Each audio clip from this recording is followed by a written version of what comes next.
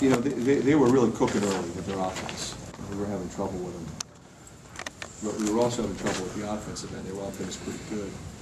And it didn't seem like we got any clean looks early. And even the 1-3 that Zach made was not a clean look. So it changed the sort of the complexion of the game in terms of style. It slowed it down a little bit. And there's plenty of time, so it enabled us to get a bang. You know, it's 21 to 5, and all of a sudden it's 23 to 8, it's 23 to 10, and all of a sudden it's 23-15 and 23-17, and the crowd got really involved, and we were getting some steals, and we were working to get some baskets. We got some loose stuff. We weren't getting anything loose early, and you know, we stayed after early glass. What you have to do against this team. Have you ever seen a game turn around like that quickly? You know, I've seen, you know, I've been involved in comebacks like that. I mean, rarely are you down 15 and win by 20. But that got away from them at the end. Wasn't really didn't feel like a 20-point win. Talk about Eric May's play tonight. Eric May. This guy, he's just playing so well. I mean, he's doing everything. He's handling the ball, he's making passes, he's in the press, he's rebounding in traffic, he's hitting threes, he's dunking the ball, he's stealing the ball. What can you say about him? He's arguably playing better than anybody else we have right now. With all due respect to Marble, who's been spectacular. And so many guys. Cassell was tremendous today, no turnovers. We got great performances from a lot of people. With Eric, how much do you think it's a sense of urgency? He's your only senior. And I don't think it's a sense of urgency at all, Pat. I think it's a guy who has tremendous character and work ethic and has figured it all out. You know, he's been through a lot. He went through a coaching change. They play one style, they go to another style.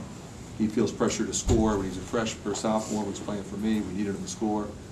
And then last year he has some injuries that he has to overcome, and he's feeling pressure again. He might lose his starting job. Now he's relaxed.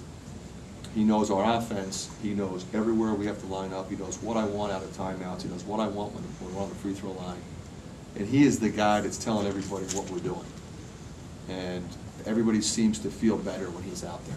You were down 21 to 5. You had all 5 of your starters on the bench. Were you trying to make a point to them? Or? No, I was not.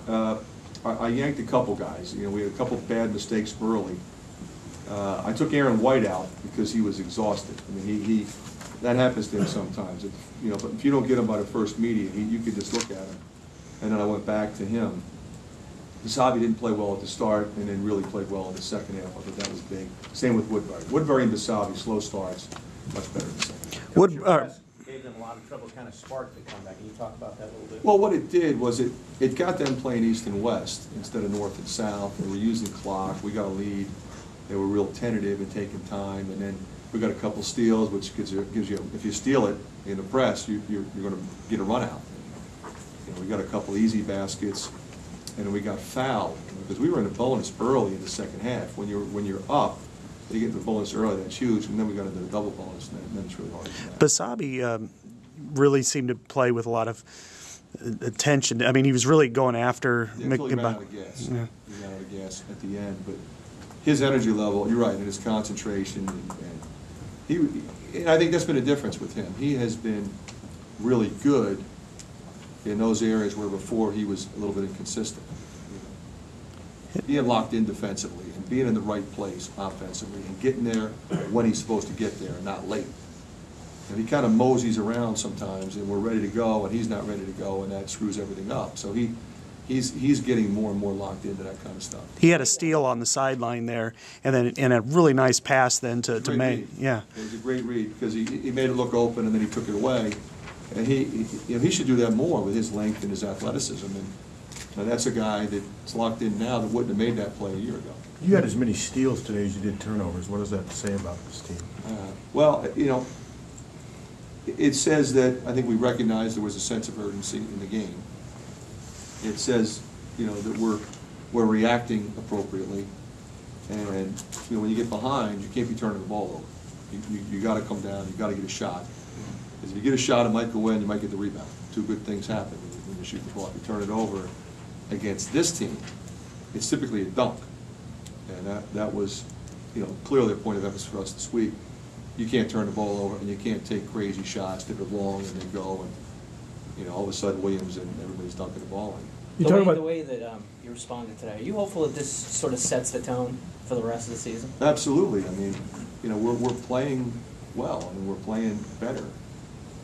We've got a lot of different individuals contributing to what we're doing. And this is a time of year where teams tend to tire and feel pressure. You know, for us, we've got so many different players contributing. Everybody's ready to go. Nobody knows who's going to get it done tonight, and it's a beautiful thing. you talk Is about the this, sense of urgency, but then you look and you're down 21-5. I mean, a team could have collapsed, could have felt the pressure of the moment, but just talk about how you feel about the way your team Well, responded. the thing you got to from it. remember is, you know, they came into this game with a sense of urgency as well. You know, and you got to give them credit for how they played at the start of the game. They jumped us. You know, they went on the road and they jumped us. I mean, that's a really good basketball team with, you know, one of the best coaches of our generation. And, you know, a lot of times, like you said, our team could have wilted right there and just packed it in. But, you know, we haven't shown that we're going to do that anytime at all this year. And I mean, it's a great thing. Is this an emotional second win for you guys, or is it just simply a continuation of a season-long progression? I think the latter. You know, it's a big win today. You know, it was the next hurdle for us. You know, at some point you got to stop talking about what happened up there. You know, that happened 2 weeks ago. That's ancient history. What's going to happen today? And then how do we prepare tomorrow? And how do we prepare to go up to play Nebraska? And that's all we're thinking about, is Nebraska. A lot of teams hit walls this time of year, 2/3 into a conference season. Why have you not? Because of our depth. You know, and it's a great thing for me personally, because I have typically played a short bench. You know, I've said that over and over. My head coaching stops, I've played 7. Like I always say, sometimes I play 7.5. You know, I play one guy a little bit, depending upon the situation. But I'm playing 10 every night, and I am not uncomfortable going to 11. So I think, you know, when you talk about Mike hitting that wall, when you've got 10 guys ready to go, you're not going to hit that wall because they're all playing half the game. Or, you know, there's a few guys that might play, like for example, the other night, Basabi played 34. He hasn't played 34 minutes with that level of effectiveness in a long time, and he did it on the road in a very difficult environment. So that was a game where he played more than somebody else, but there might be a game where he plays less. I mean, today, he played 22 minutes. But that's the kind of team we have. Was there a sense of? Is he officially out of whatever he was in? What's that? Is Devin officially out of whatever he was in? I think so. You guys got a second for the TV interviews. What'd you say to him on the court? What did I say on the court? Well, you know, he talked about the star and how we overcome the star. We talked about the press. We talked about the zone. And I don't remember what the second question was. When you, Yeah. Oh, what did I say to Yeah, I Devin? would say to Devin. Oh, right before I got Yeah, there. right before. Oh, That's it. I told him, you know, I said, that's who you are. You know, and I told him I was proud of him. You know, it gets to a point sometimes where you just keep getting asked over and over what's wrong. Well, he was in a little bit of a slump. You know, he, for the first time, I thought, was playing a little. He's never been a tentative guy. He's not a tentative person. I think he does, and he was a little tentative at Minnesota, at Wisconsin.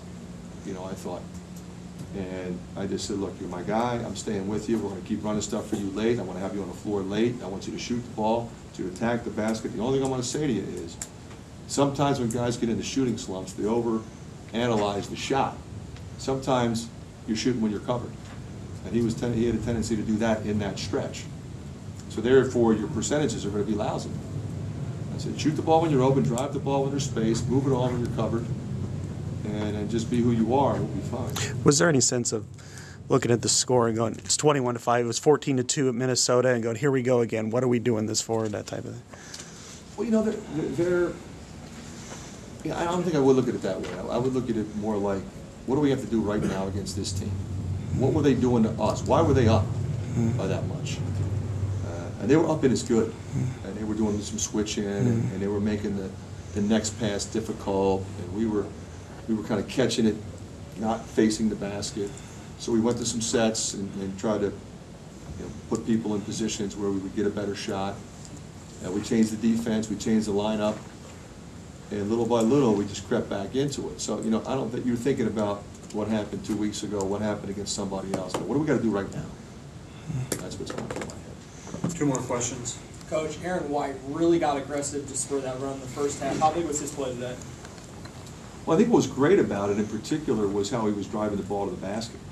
I mean, you know he's gonna get rebounds, you know he's gonna attack occasionally and dunk the ball, he's gonna shoot the ball a little bit, he's gonna get some pokeaways, I mean, but he was making a clear effort to drive the ball to the basket, get to the free throw line, get us into the bonus, stop the clock, allow us to press. And that impacts the game dramatically. Coach, looking ahead to Nebraska, talk about that. Well, they're playing very well, and we're going there. And, you know, Tally's playing extremely well. Gallegos, U-Bill's one of the best offensive rebounders in the country. Timmy's done a terrific job. I really like their team. They're going to challenge us in a lot of ways, and we just have to be ready for them.